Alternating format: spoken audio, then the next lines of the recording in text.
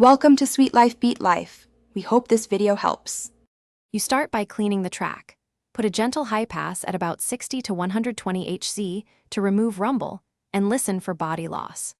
Next, sweep a narrow cut in the 200 to 500 Hz range to reduce muddiness.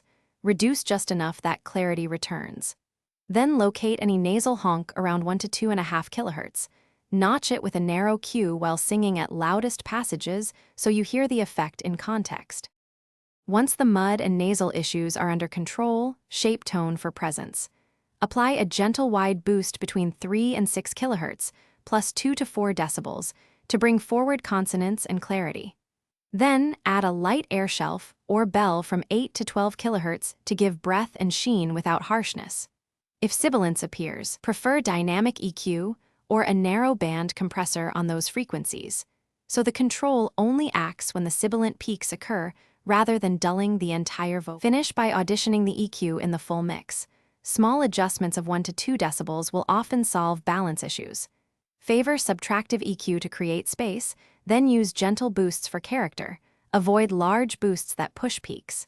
If you want glue, route to a bus and add subtle compression, then recheck EQ. If things go wrong, troubleshoot quickly. Restore some energy around 100 to 200 Hz for body, or reduce 3 to 6 kHz. Thanks for watching. Consider subscribing if we helped you.